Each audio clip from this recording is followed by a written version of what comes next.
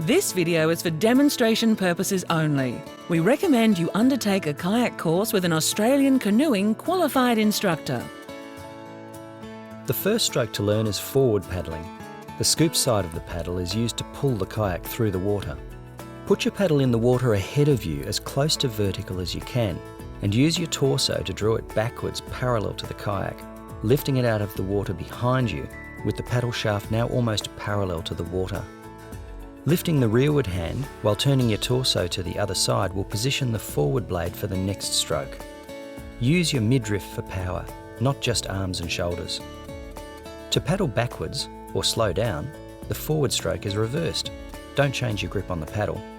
Place the convex side of the blade into the water behind you, with the shaft of the paddle parallel to the side of the kayak.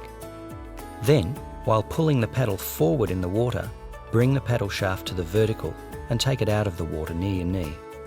Lowering the high blade while turning your torso to the other side will position that blade for the next stroke. Don't change your grip on the paddle. You won't be doing this long enough to warrant turning the blade around. A sweep stroke is useful to turn on the spot. Use forward and backward strokes, but reach as far from you as possible throughout the stroke. The sweep stroke may also be used for small changes in direction while underway. The paddle can also be used as a rudder by dragging the blade in the water behind the kayak in the direction you want to go. It's always good to master an emergency stop. It's a series of short, quick, vigorous reverse strokes.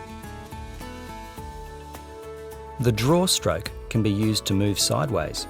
Reach out to the side, putting the paddle in the water with the scoop face to you, and then draw the blade to your hip. Keeping the blade in the water, twist the paddle 90 degrees and push it away from you.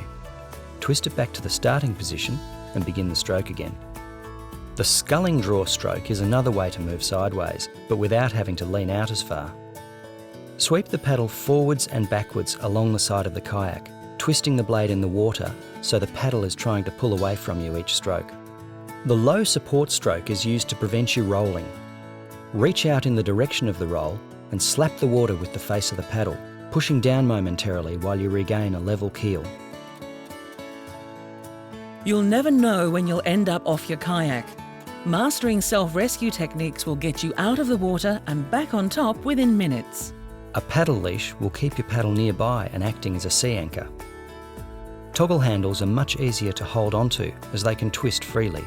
Grab lines along the sides of the kayak allow you to stay attached while moving around the craft in waves and wind. To climb in, pull with your arms and kick with your legs to lay front down across the seat. Turn to lie along the deck facing backwards, then roll over to return to the seated position. Self-rescue is easier using a paddle float. A paddle float slips onto one end of your paddle and is then inflated. Once the float is inflated, the other end of the paddle is slid under your deck grab lines and the paddle float acts as an outrigger, stabilising the kayak while you climb back in and bail out the water.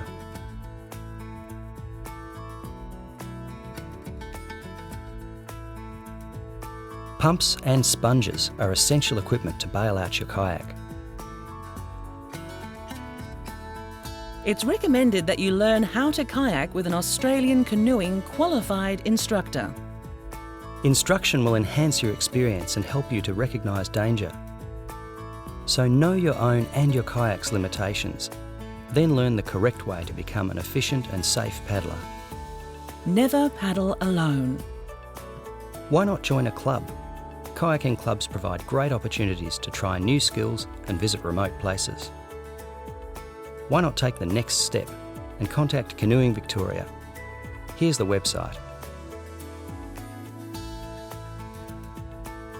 Have fun and be safe too.